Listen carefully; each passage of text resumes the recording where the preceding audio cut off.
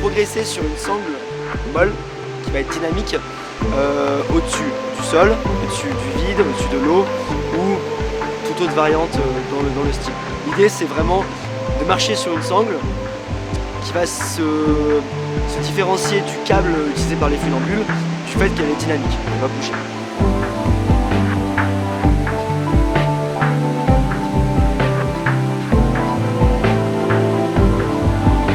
Quand je fais de la slack, je suis en sérénité complète avec moi-même, je suis en accord avec moi-même et avec tout ce qui m'entoure.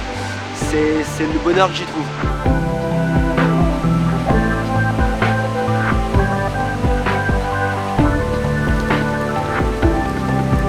Notre évolution sur la slack, c'est un peu être capable de progresser nous-mêmes intérieurement et vis-à-vis de notre proprioception. De notre regard, de notre écoute, de nos sensations, découvrir au fur et à mesure des nouvelles sensations. C'est un peu comme ça qu'est animée la progression en slack.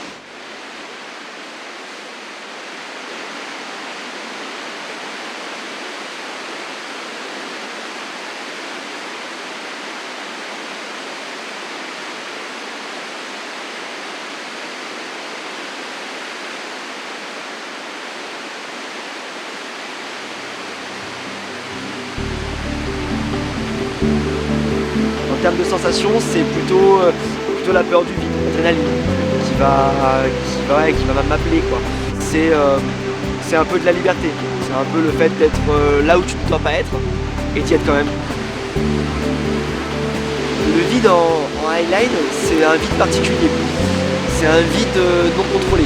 Tes yeux vont dire à ton cerveau, il y a du vide, tu n'es pas censé être là. Tes pieds disent non, tu es sur une slack, tu es sur du dur, tu restes là.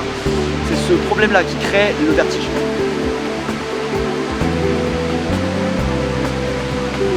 Il faut dresser le vide. Et ça, il faut le faire en se faisant peur.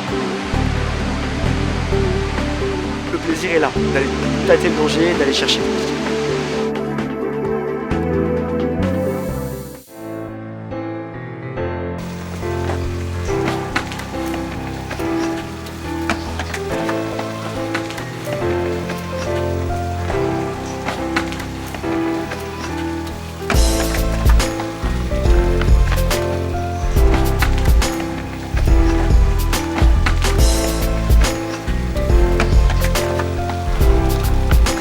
Le parcours, c'est de tracer un point A, un point B le plus rapidement.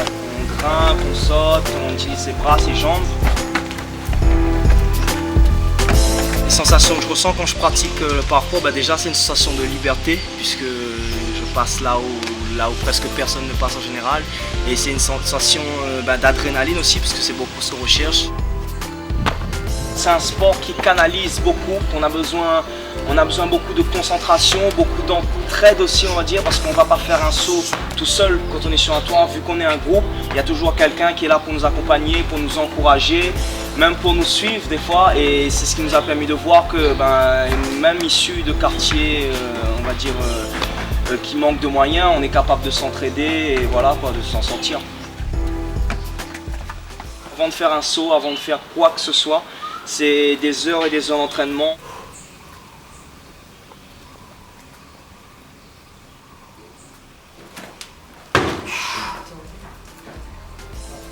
Le parcours,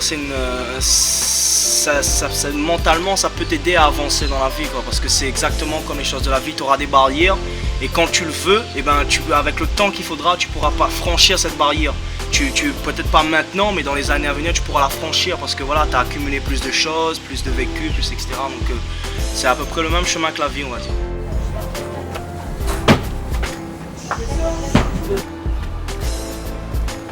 Parfois, ça m'a permis d'améliorer énormément mes capacités au niveau physique et au niveau aussi de l'esprit. Quand on pratique le parcours, c'est surtout un combat contre soi-même, on est constamment en train de se surpasser.